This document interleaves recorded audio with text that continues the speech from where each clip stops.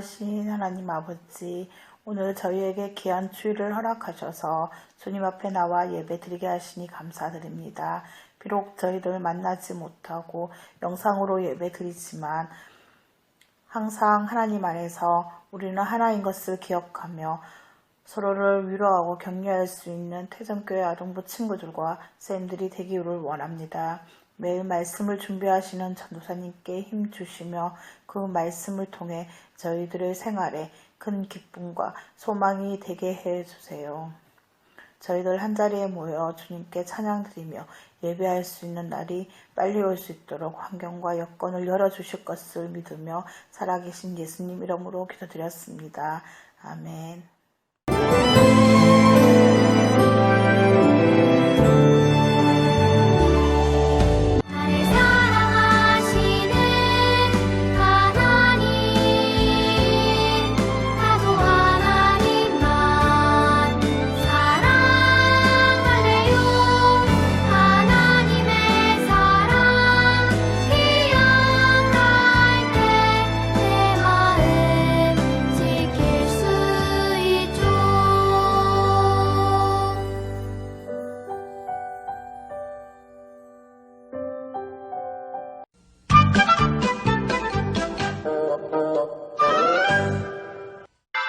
친구들 안녕!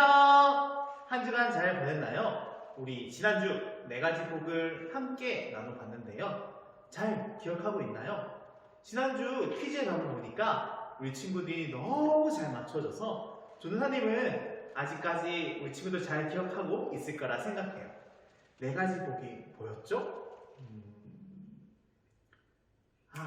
신령이 가난한 자, 2번째 애통하는 자, 3번째 온유한 자, 4번째 의에 줄이고 목마른 자. 이 4가지 복 있는 사람을 우리가 지난주에 알아보았어요.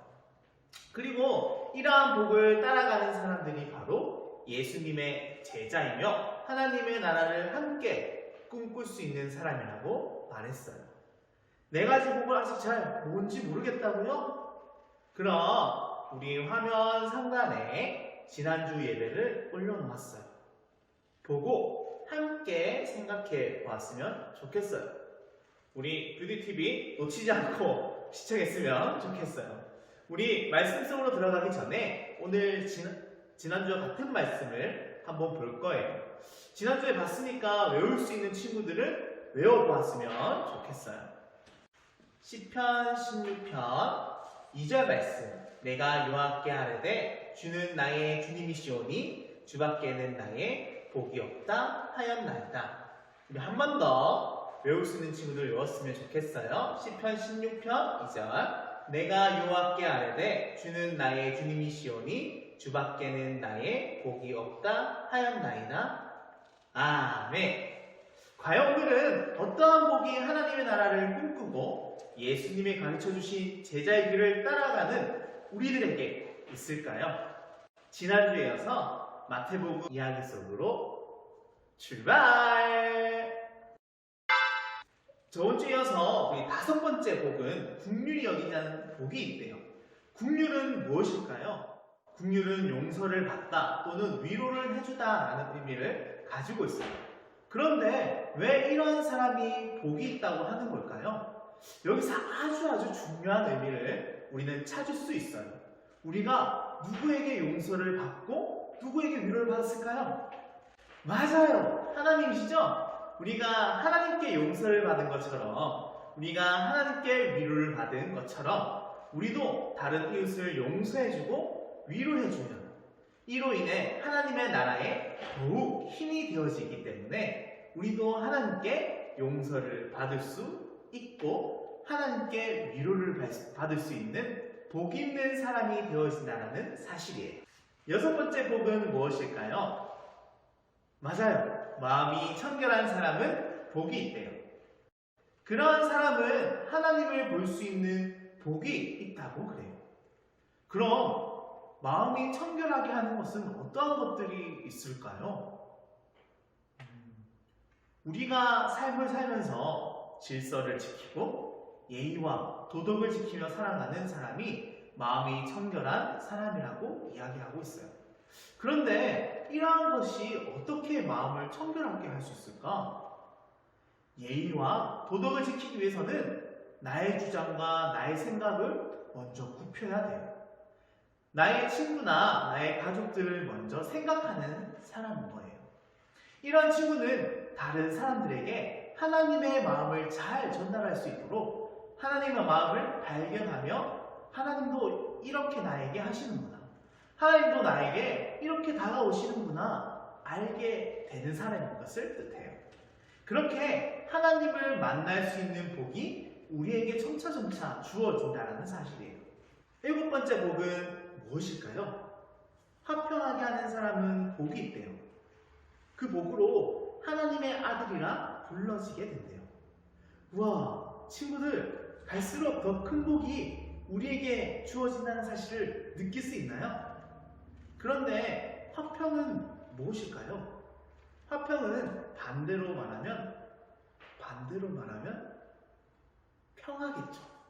그러나 여기서 말하는 평화는 조금 더 깊은 의미가 있어요. 집에서는 내가 가족들에게 사랑하고 있음을 확인시켜 주는 것. 어떻게 내가 가족들을 사랑하고 있다는 것을 확인시켜 줄 수 있을까요? 한번 고민해 보는 시간. 친구들에게는 말을 잘 들어주고 상처를 주거나 공격적인 말들과 행동으로 친구를 대하는 것이 아닌 진짜 걱정하고 생각하고 사랑해줘서 그 친구에게 내가 진정한 친구가 되어주는 것을 의미하고요. 나와 가족들, 나와 친구들에게 다리가 되어주어서 하나님의 사랑을 나로 통해 이어지게 만들어주는 사람이 바로 하나님의 자녀라고 불려지게 된다라는 사실이에요. 8번째, 마지막 복은 무엇일까요? 의리하여 고통을 받는 자는 복이 있다라고 해요. 그 복에는 하나님의 나라가 있다라고 이야기해 주세요. 의를 위한 고통이라. 고통은 아픈 건데, 그런데 이 고통은 무엇일까요? 생각해보면 우리가 흔히 알고 있는 고통은 아니에요. 앞에서 나온 복들은 우리가 지키게 되면 세상은 우리에게 바보 같다라고 얘기할 거예요. 세상은 저 친구도 인사하는데 너 왜 인사하냐? 저 친구도 화해 안 하는데 너가 왜 먼저 화해해? 하지마. 엄마도 너에게 저렇게 하는데 너도 엄마에게 아빠에게 그렇게 해버려. 봐봐, 저 사람도 길에 쓰레기 버리잖아. 너도 그냥 버려. 여러 가지 마음들로 우리에게 다가올 거예요. 안타깝게도 자기 자신보다 남을 먼저 생각해주고 그렇게 노력하여서 얻는 칭찬이나 좋은 말들이 우리에게 거의 없기 때문에 때로는 우리가 섭섭해하기도 하고 때로는 우리가 이걸 꼭 지켜야 되나? 라고 할 때도 분명 있을 거예요. 오히려 여러분들에게 너가 왜 해? 하지마. 너 바보냐? 멍청하네. 라고 우리 친구들에게 세상은 말할 거예요. 베드로전서 4장에는 이렇게 기록되어 있어요. 4절에 보면 믿지 않는 이들은 자신들이 하는 방탕한 생활에 끼어들지 않는 여러분들을 이상하게 여길 것입니다. 또 경멸하고 비웃기도 할 것입니다. 12절의 말씀에 보면 사랑하는 여러분, 고난을 받는 중에 당황스러워하거나 놀라지 마십시오. 그것은 여러분들의 믿음을 시험하는 것입니다. 그러므로 여러분들에게 이상한 일이 일어나고 있다고 생각하지 말고 고난에 참여하는 것을 기쁘게 생각하세요. 14절에는 그리스도의 이름 때문에 우리가 모욕을 받는다면 그것은 도리어 복이 됩니다. 그것은 성령 하나님이 여러분과 함께 계신다는 증거입니다. 라고 예수님의 제자 베드로는 우리에게 이렇게 이야기하고 있는 것을 발견할 수 있게 되어요. 자신의 유익과 자신을 위해서 사는 사람은 세상을 따라가는 사람을 뜻해요.